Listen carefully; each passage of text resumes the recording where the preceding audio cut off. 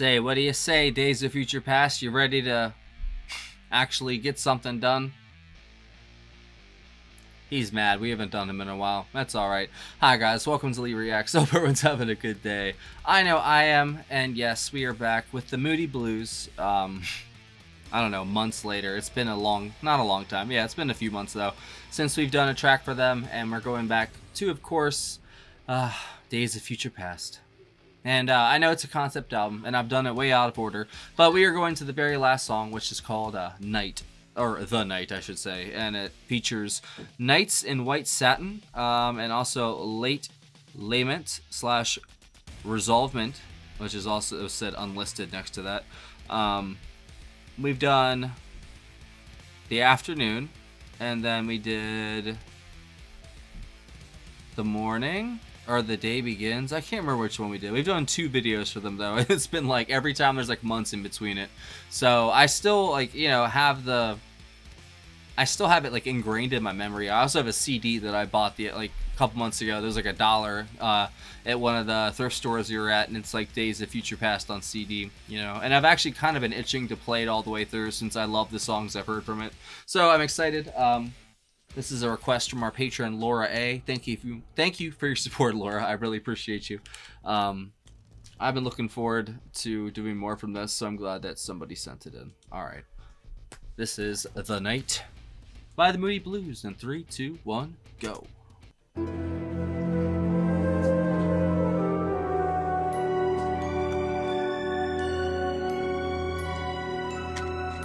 Is that the Wrecking Crew?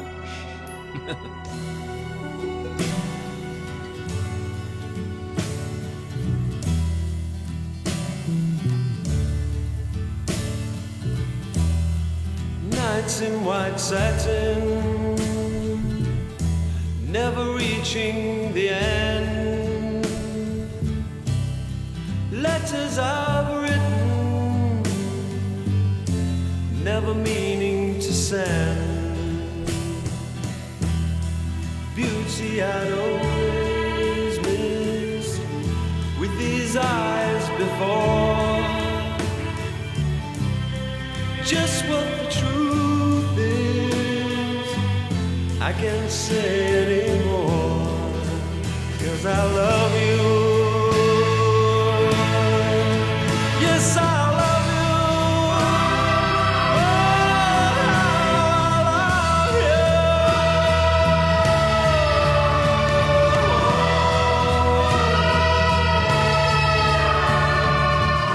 Wow. Gazing at people, that is absolutely haunting, bro. Some hand in hand, just what I'm going through, they can understand. Some try to tell me thoughts they cannot defend. Just what you want to be, you will be in the end. And I love you. Yes, I love you. I love you.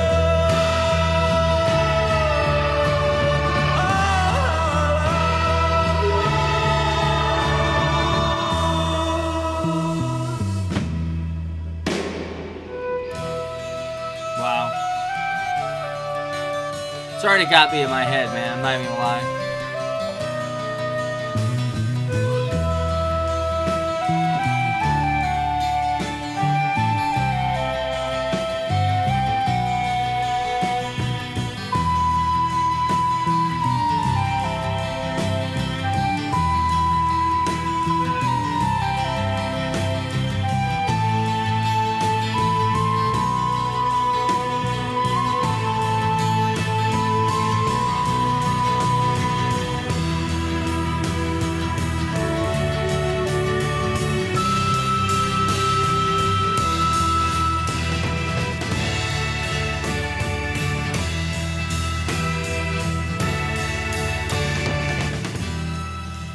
nights in white satin, never reaching the end.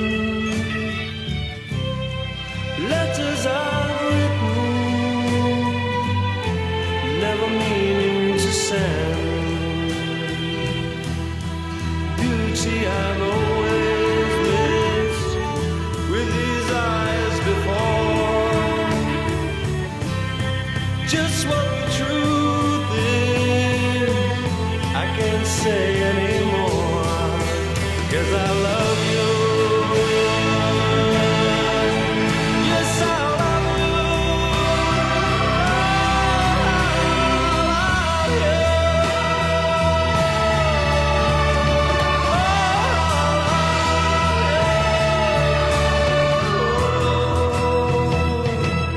I'm 'Cause I love you. Yes, I love you.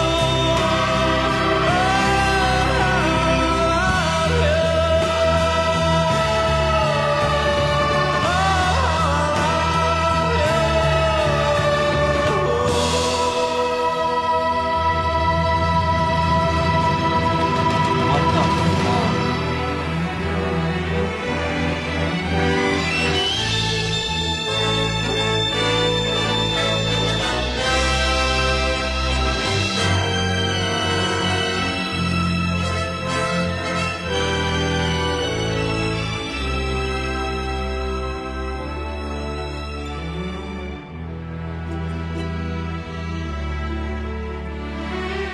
Just like there's like a cascade of just memories, bro.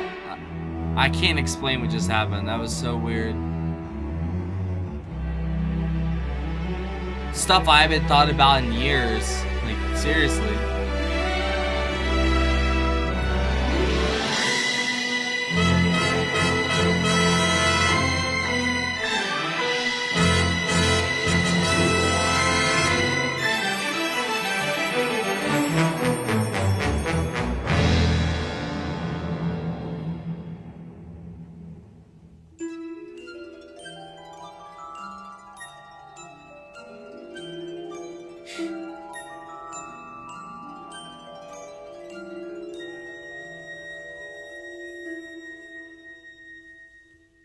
Breathe deep the gathering gloom. No shit. Watch lights fade from every room. Fuck, man. Bedsitter people look back and lament. Another day's useless energies spent. Impassioned lovers wrestle as one. Lonely man cries for love and has none. New mother picks up and settles her son. Senior citizens wish they were young. Cold-hearted orb that rules the night removes the colors from our sight. Red is gray and yellow white, but we decide which is right and which is an illusion.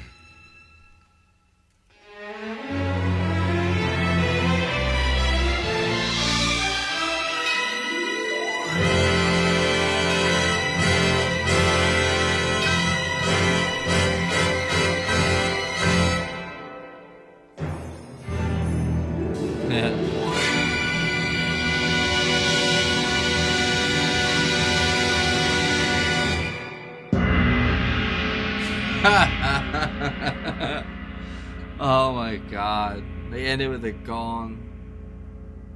That was incredible, bro.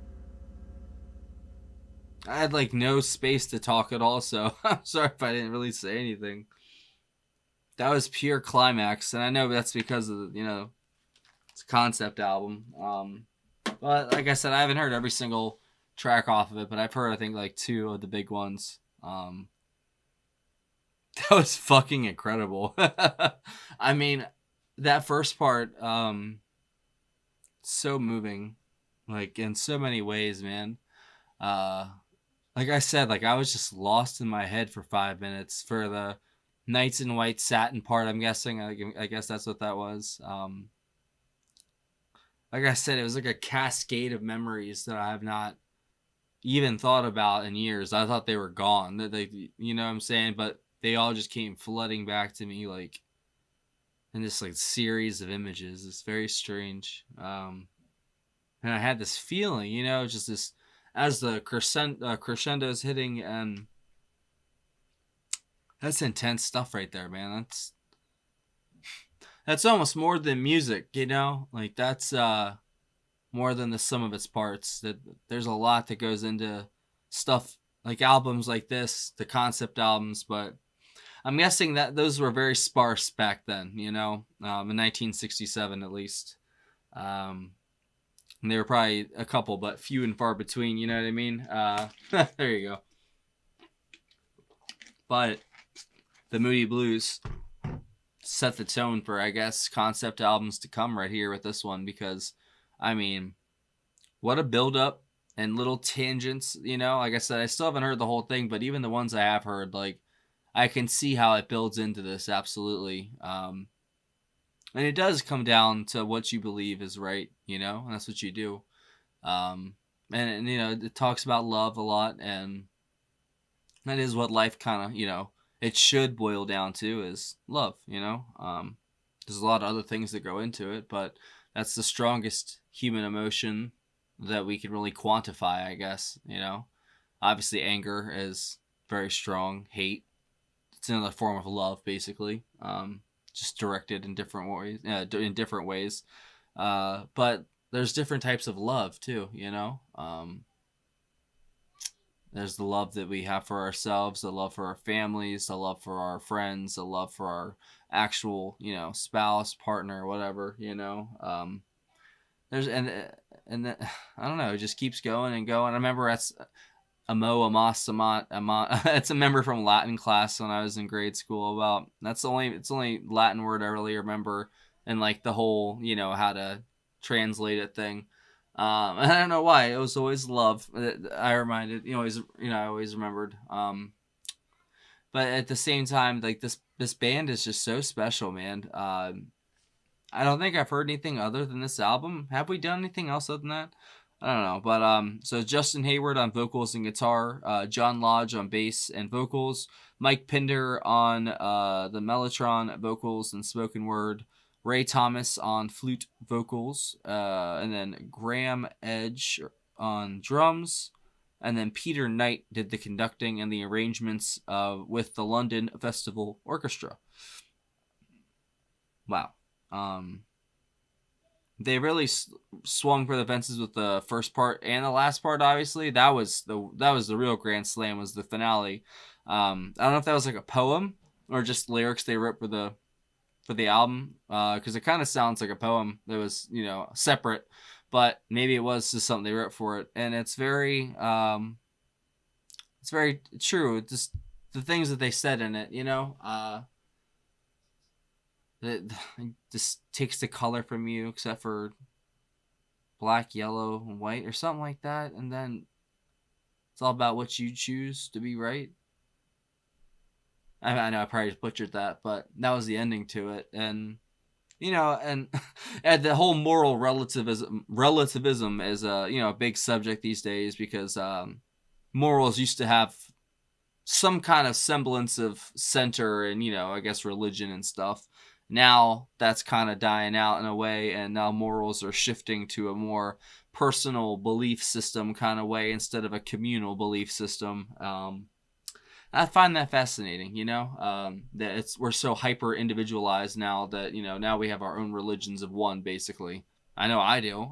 I'm not saying that about anybody else. I'm talking about myself. A lot of people I know, they have their own beliefs that they just pick and choose what they want to believe, basically. And I guess if you really boil down to it, all the logical points down to its very base, that's what it does come down to, is what you believe. That's your perception of reality is what it is, and it's all shaped about what you consume, what you don't consume. It shapes everything. Even your brain chemistry, your thinking per se, because thinking is, we just try to describe these things that we have with our body, and we have names for it, and we have little descriptions and stuff, but everything fits in a nice little neat package. But I think, like I said, there's always so much more that goes into life. I think there's so much more dimensional wise, like I was talking about in the previous video today. There's the micro that, we've gone as far as we can see. It goes farther than that, though, I'm guessing. If it's that far, I'm pretty sure the whole keeps going even further. And then if you look at the universe on a macro scale, there's probably things that make planets look like microbes, We just don't see them. they're on a different level. But like I said, that's not what this video is about. Even though this is about trippy concept album, I guess I could take that card and use it if I wanted to, but I'm not going to bore you guys with my crazy talk. But I do think, like I always say, there's way more going on than we'll ever know, and I think a lot of the movement in the 60s and the 70s, that counterculture unlocked a lot of things that had been dormant in the human psyche since the old days, at least, like the ancient times, because the ancients were very aware, I think, as we call them ancients, but they probably were more modernized than we were in ways. We call them savages and all this stuff, but I think that's just a way to shape our view of history. I think they were just like us, and they thought just like us, if even better, probably. They'd have all these towers and cell phones and stuff messing with your head. But they had a grasp of psychedelics and what they brought to the world. And I think Mr. Owsley provided a great service for the world by distributing such things to such influential, creative people, because they really unlocked doors in their minds, and then they had the ability to then translate that into music that they can also inscribe into others, basically, through said music. And it's a wonderful thing, because you can always pop on like a Doors album or something like this, the Moody Blues, and you can start opening doors in your head that are locked. Like just what happened to me by listening to this. It unlocked all kinds of stuff that I had totally forgotten about until now. And I think that's very interesting that it happened, during that song. And it made me think of my ex-wife and our miscarriage and such, and that whole time that I really had never grieved over or anything, never done anything like that, and I've just kind of bottled it up and let it, stew, I guess. But it doesn't really affect me as much as I think it does, I do think it has an effect in a way, and my mind kind of went to that during that song. I never got to say goodbye to her because she's dead, as I've told you all. We split up, and then 2 years later it happened, and I never got to say goodbye. Nothing like that. And, here I am. But that's just what popped in my head. And, but yeah, I love my family, and I love everything that we've built together. And I love Cheyenne so much, but sometimes they're just wounds that don't really heal right, because I was off gallivanting, shall we say. I never had time to really think about things and process them and, let them run their course. I kind of just bottled them up and put them in a pressure cooker. And I try not to, but, But I'd say in this, it has to it'd be Peter Knight and the orchestra in this song, at least. Also, whoever was doing the vocals, I don't know if it was Ray or Justin, or John in this one, or Mike. But Mike Pinder does the spoken word part as well, I think. That's what it says here. So it could have been any of them. That all says vocals, so I don't know who exactly did the vocals on that track. Does it say? It was written by Hayward, Edge, and Knight, and then late Lament was Hayward. No, Edge and Knight. That one was. That's so lead singer. It was Hayward. So Justin did the vocals in that, I'm guessing. Sorry, it's just hard to read this Wikipedia article. I'd say his vocals were the best part, other than like the orchestra. It was just so powerful, the crescendo of everything happening, coming together, and it was one hell of an ending to one hell of an album that now I want to go hear the other songs now. So if you guys have any other requests you think I should do, like I've done the afternoon. I've also done the morning, I believe. Yeah, I've done the morning. Not the day begins, not dawn, but there's a couple ones I still have to do, a couple ones. And we'll get there. Thank you again, Laura, for a great pick. That was incredibly needed. And I thank you for that. Thank you. What a beautiful way to end the album. That was gorgeous. So yeah, guys, that's it. Thanks for watching. I'll see y'all later. Patreon right here. That's a picture of it. There's a link in the description. Join the $15 tier up. You get one free request a month. There's rules for it though. There's also a $10 tier for short songs for under 3 minutes. But you can go check it out. If you join Patreon, there's a whole, thing you'll read, and it'll tell you the rules for the, tiers and such. It's unlocked. So if you just go and look at my Patreon page, you can see the rules. You don't have to be a member or anything. And there's also a PayPal as well in the description. But if you don't do Patreon, if you do Patreon, you get access to our Discord server. You get access to all of our block videos, to the Beatles, full album reactions to the Beatles, King Crimson, Blind Faith, all kinds of stuff. And we love to have you too. So, yeah, that's it. I will see y'all later. Bye-bye.